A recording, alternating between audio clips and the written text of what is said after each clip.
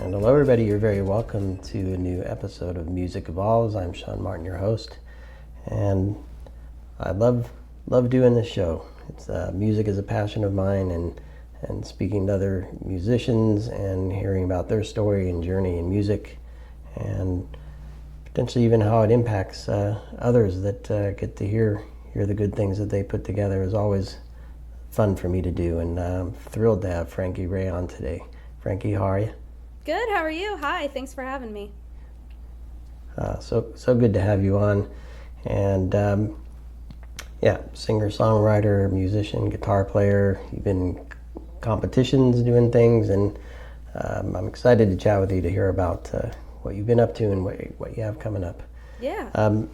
Maybe just a quick overview of kind of who you are and what you do, and then we'll take a step back into time and kind of catch up on how you got to where you are. Yeah. So I'm obviously a singer-songwriter. I've been performing professionally for the past 12 years.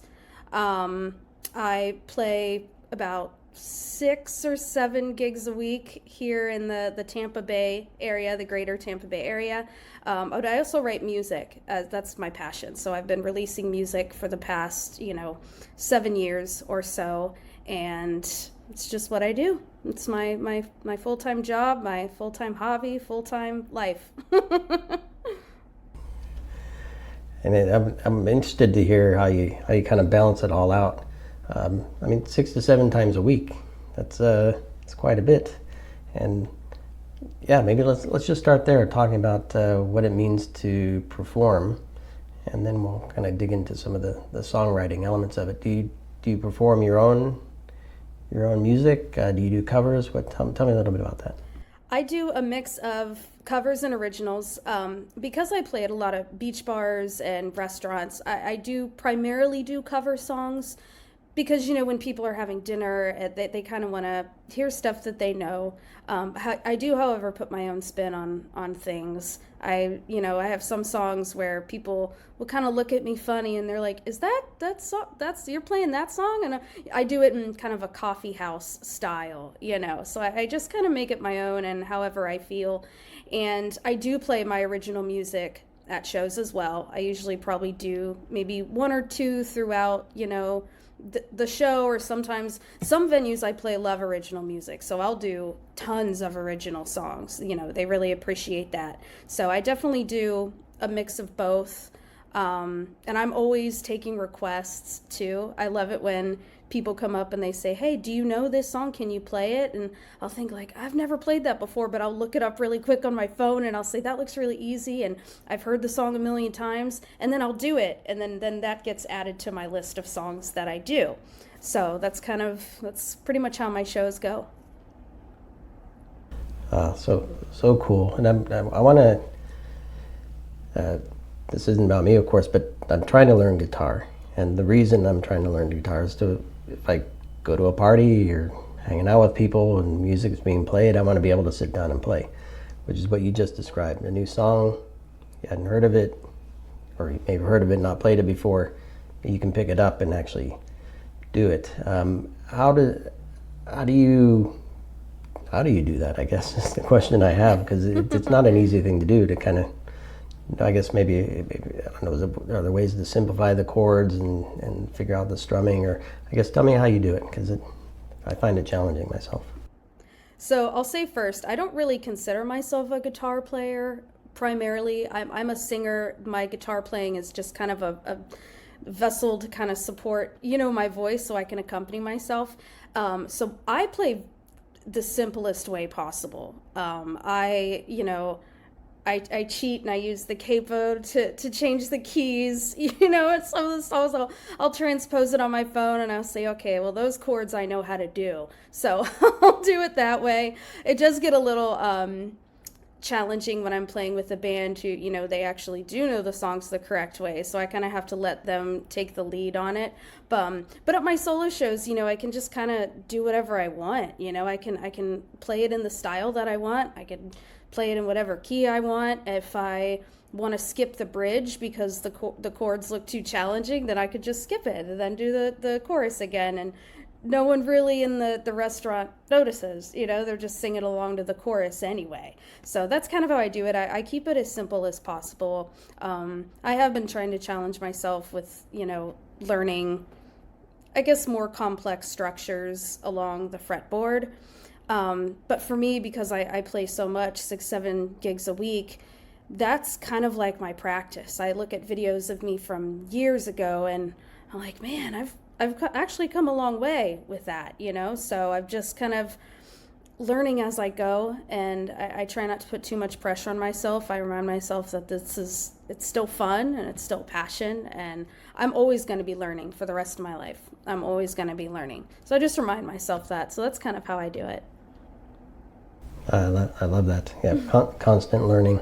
Yeah. And having fun. I think that for me, that's a big part of it as well, of course. Yeah. You talked about years ago. You looked at some of your older videos. How did you get started? Did you just love singing? What was your first song you wrote? I don't know. Give me a little background of how you got into this, and maybe what the catalyst was for you to actually take this seriously as a profession. I was fortunate enough to grow up in a very musical family. My mother played guitar and sang. Aunts, uncles were always in bands. I just grew up watching them perform. I grew up going to their gigs as a little kid, and just kind of being like, wow.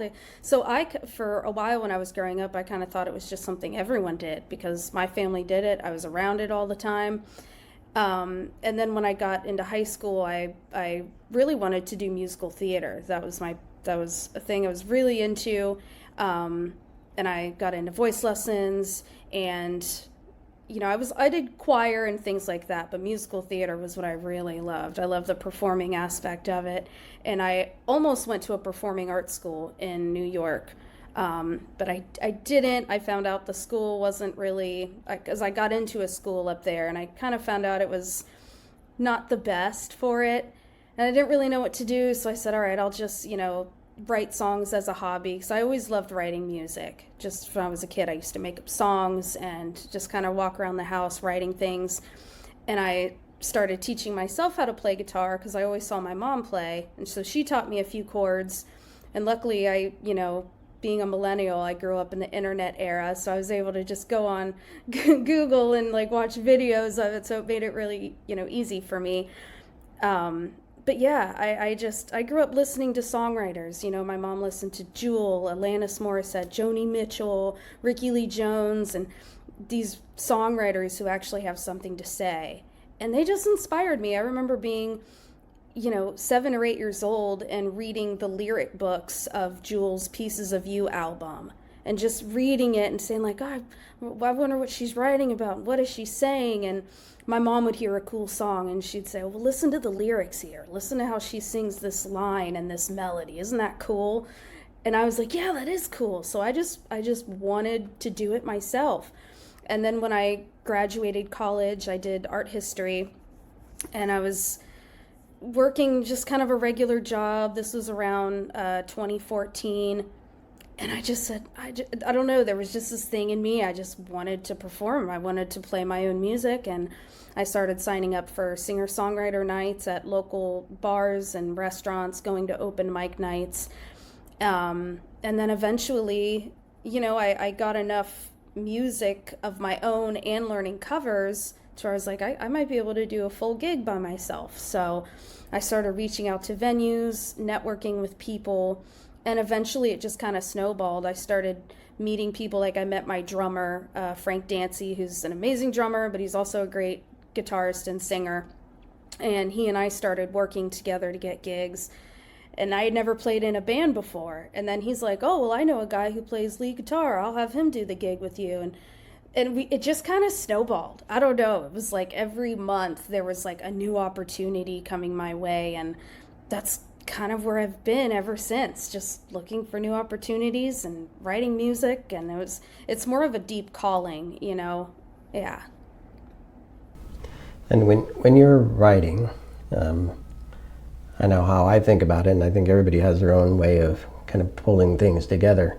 So you talked a lot about the lyrics. Do you start with lyrics that then get accompanied by a melody and some beat or some other way of composing? How do you kind of pull your songs together?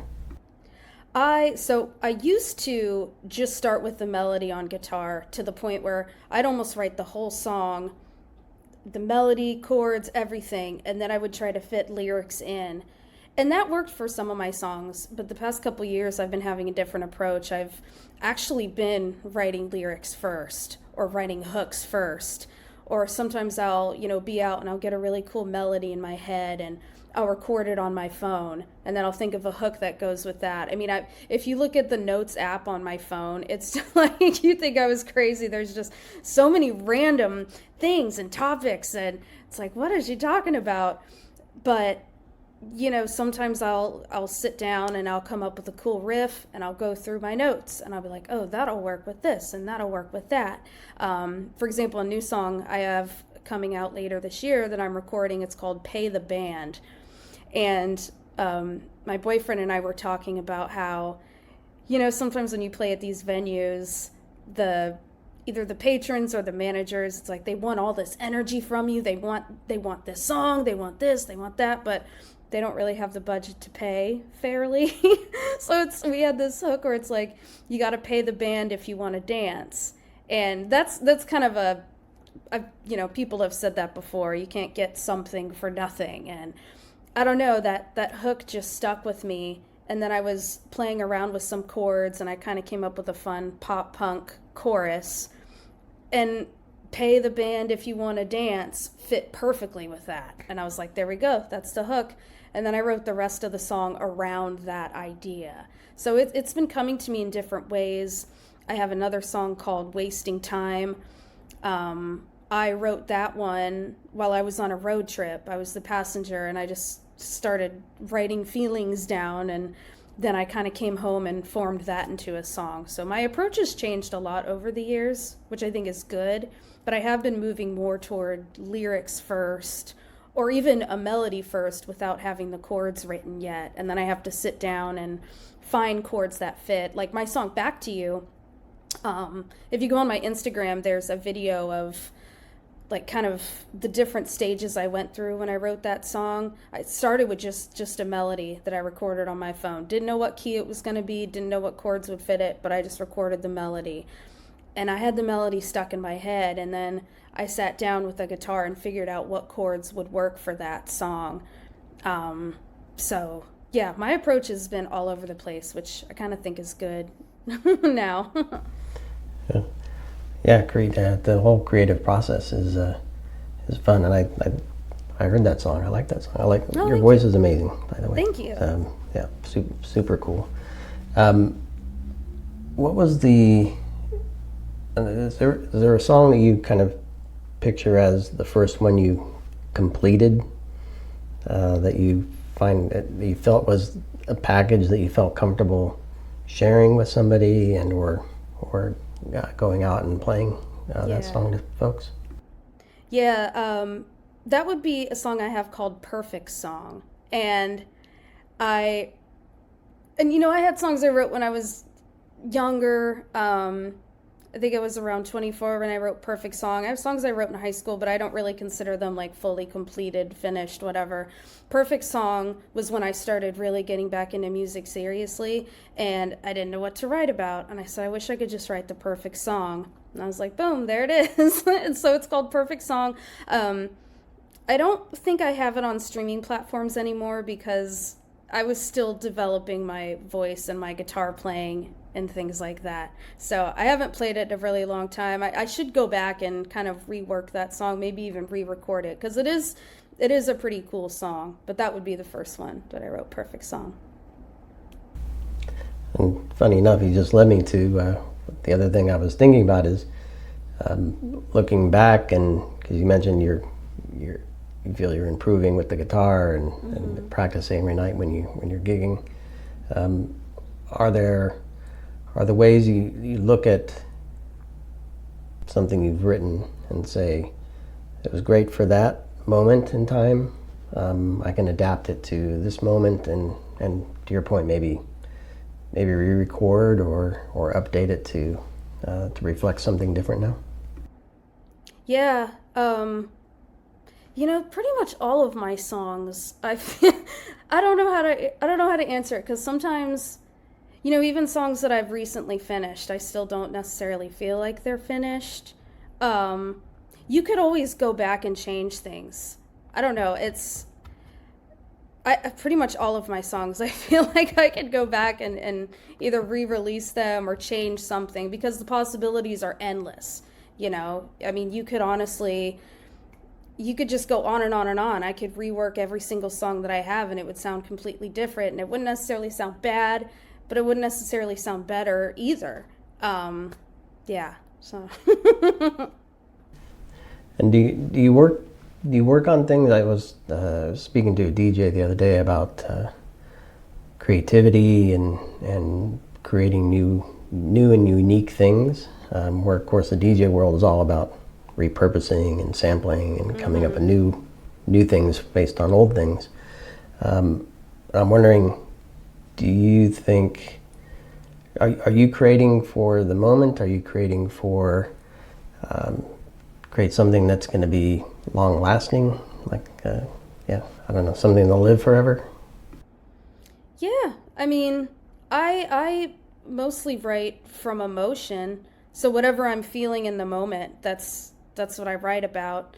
I'm not really thinking ever like hit song. Is this gonna go down in history as something? Especially with the music business now, songs are just so like fly by night kind of thing with singles, and it's like the flavor of the month. But for me, I feel like my songs are all of them have a special meaning to me.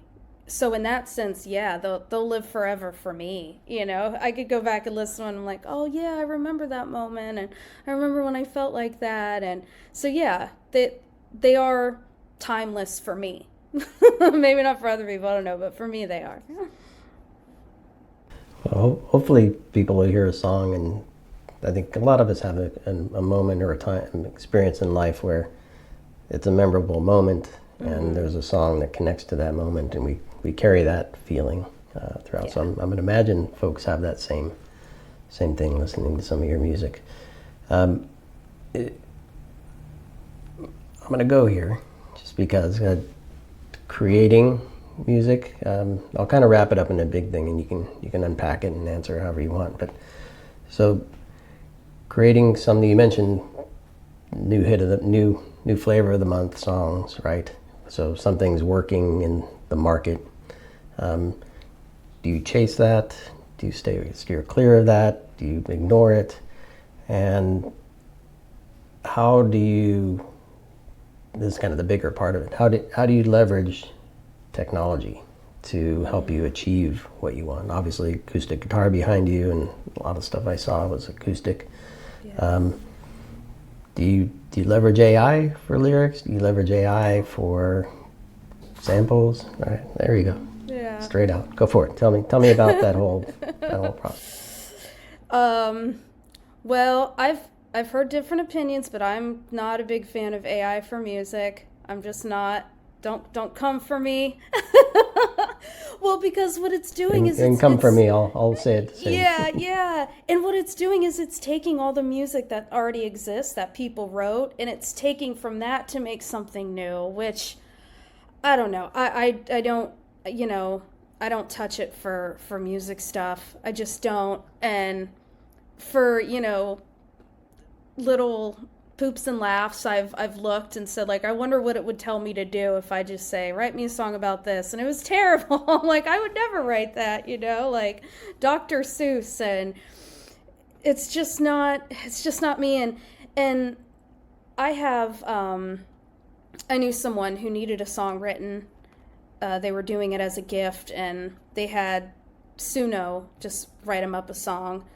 And I'm thinking, like, you could have, like, hired someone, a person to do that, given them a job, even if you didn't have the money for it, enough money for it. I'm sure that person, because it's still an art form, and I'm not saying you should just, write songs for people for free, but I'm thinking, like, why didn't you ask, like, tons of songwriters, why didn't you ask one of us to come up with something? We could have done that for you, but instead you just gave your energy to this robot that's just stealing music that's already been out anyway and creating its own thing. And so I don't really utilize technology in that way. Now, for the recording, I'm not a recording engineer, but I've seen some cool things done by the engineer using recording software, like, oh, this note would be cool if we put this effect on it, and let's do that, or let's, that's different because they're thinking of it in their head of what would sound cool, and they're utilizing the software, but they're still doing it themselves. You know what I mean? They're adding an effect. Right. Yeah. So. Yeah, it's still the creative process. I mean, whether layering vocals at different octaves and mixing left and right, separating them and bringing them close. Those are all techniques that make it sound richer and fuller. And, I don't know, deeper even. Yeah, and also, when you're talking, do I chase like hit songs? For a while I was trying to do that, try to get that style, but that's all AI now anyway. I mean, we have AI songs that are making #1 on the charts. So it's almost like, what's the point of chasing that? I might as well just say screw it to that and just do what I want. And that's kind of where I'm at. I'm like, I'm just going to write the music that I want to write. I'm going to release the stuff I want to release. If people say, well, this doesn't sound like a hit song. Well, all the hit songs are by robots anyway. So what do you want from me? You know what I mean? So that's kind of my approach.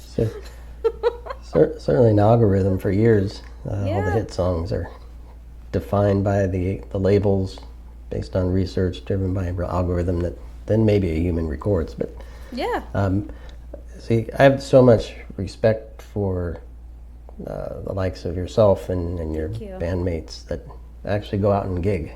Yeah. That's the true test of an artist, in my opinion. Yeah. I can come up with a jingle and write tons of notes myself and notes on my iPhone, and put stuff down in some software. I can't perform live. I mean, that's the true test. So it's hard.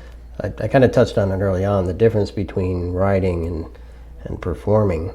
Do you have a preference? Do you enjoy the audience and the performance, or do you just really hone in and feel great when you're writing, or what's? Can you tell me a little bit about that? I guess the performing more I do like, especially if it's performing my original music. I feel like I get into it a little bit more. But sitting down and writing is so cool too. When you start getting all these ideas, it's almost like there's this, like, when you get in the zone, there's like this muse just kind of leading you through, and then I don't know, it's like you start to let your heart speak for you. It sounds cheesy, but like that's kind of how it is. So it's really cool when you experience that writing moment. But, I have some great audiences too. I have some great regulars who come out to see me, and it's always so nice seeing them, especially the ones who like original music. I have people request, like, do you have any new songs that you've written? And I say, yeah, I'll play them. And so I would say it's 50-50. 50-50. Yeah. Well, I have a good friend lives in Tampa area, and he's an amazing keyboardist.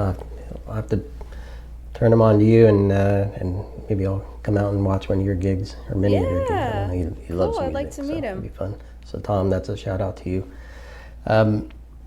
Talk to me about, so you've participated in songwriting contests, other performance contests where you're actually singing as well. Tell me a bit about those, and do you have any coming up? I haven't really done any singing contests. I've entered some of my songs in these online songwriting competitions, and some of them have gotten, semifinal finalists. Theodora, my song that I released in 2020, that won the #1 place for a thing called the Wham Awards. But I don't know if they're a thing anymore. I tried looking up if they had any new contests, and they didn't. But so that was pretty cool. I haven't done any in a while, and I don't have any coming up. I am going to be performing at a Songwriters Festival in November in Myrtle Beach, so that'll be a lot of fun, the Myrtle Beach Songwriters Festival. So I just got approved for that, and hopefully sometime early next year I'd like to make my way back up to New York City and play at the bitter end for the New York Songwriter Circle. That would be a lot of fun as well. Yeah, we were talking earlier. Bitter End's such a cool spot. Yeah. So yeah, I'll have to watch that schedule, and I'll come hang out and root you on in that competition. Thank you. Let's see here. What does the future hold for you? I mean, do you see yourself as remaining independent? Do you want to be part of a label? Produce a lot of albums? Go on tour? What's the future? What's the grand dream? I used to want to be a part of a label, but I've been seeing how the industry's changing so much with the AI stuff that we've been talking about. I don't even know if I want to deal with that at this point. I really don't. I've spent so long being independent and releasing what I want to release and doing what I want to do and being proud of the things that I make. So I don't really know if I just want to give that up to a group of people who, are just going to have dollar signs in their eyes and want to change what I'm doing. And I don't really think I want that. I would like to gain more traction as an independent artist. I'd like to have a small following where if I put a thing out on Instagram saying, hey, Seattle, I'm doing some shows up there. Where should I play? And I'd like to have people come and say, oh, you should play here. I'll go see you. And, I'm more about quality, not quantity these days. If it's, 50 people who are just digging the music, who bought tickets, I would rather have that than, and people push back when I say this, but I'd rather have that than just be a part of this big machine that I have no control over. And then some people kind of say, oh, so you don't want to be rich and famous. And it's like, it's not really how it works. You know what I mean? The big guys at the top get the money, not really unless you're, Taylor Swift level or something like that. But I don't really see that in the cards for me. So I would like to remain independent. What I hear somebody say to me once, probably many times, and I'm going to butcher it anyway. Rich in life experience as an artist. Yes. Not necessarily perfect. in finance. That is perfect. That's how I feel. Yeah. I'm going to put you on the spot. Not really, because I asked you before we started recording, but would you mind me putting you on the spot, and can you grab your guitar and maybe Absolutely. maybe do a little bit for us? Yeah, let me grab it real quick. I'll be right back. It's right over here.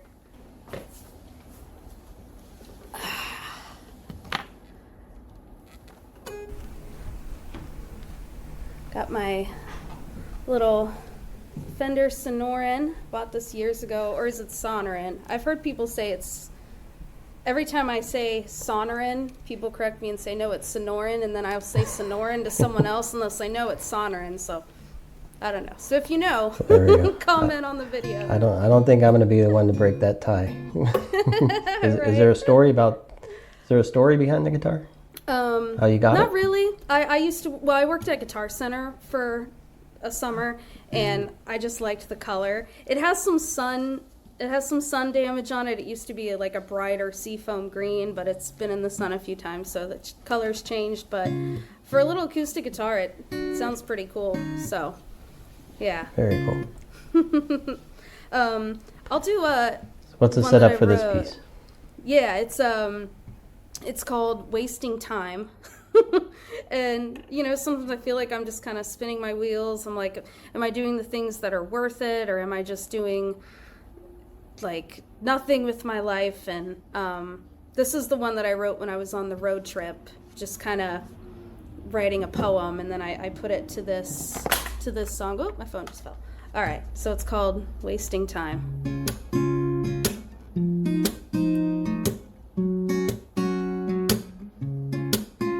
Here's some nonsense I wrote to try to find the hidden joke in a world that's gone completely insane. Seems like any way I spin it, and in any voice I sing it, the punchline never lands the right way. So I stay sedated, a half-assed way to stay motivated, I know, but what else do you got? You fired your last shot, and the rules never stay the same. Sometimes I get a little sick at the thought that here I am, wasting time and spinning all my wheels, kicking dirt with my heels, just waiting for the season to change.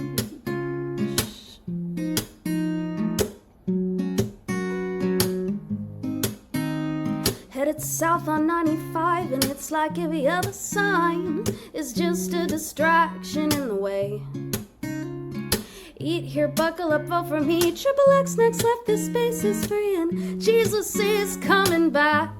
So I stay in an endless daze, a half-assed way to change my ways. I know, but what else do you got? You fired your last shot, and this world just ain't the same. Sometimes I get a little sick at the thought that here I am, wasting time and spinning all my wheels, kicking dirt with my heels, just waiting for the season to change.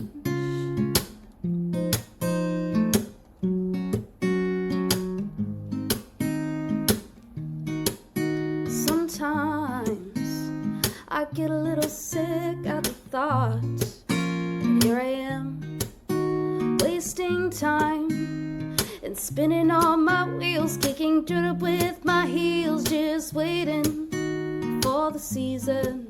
I'm just waiting on for the season. I'm just waiting for the season to change. To change. I'm waiting for the season to change. Oh yeah.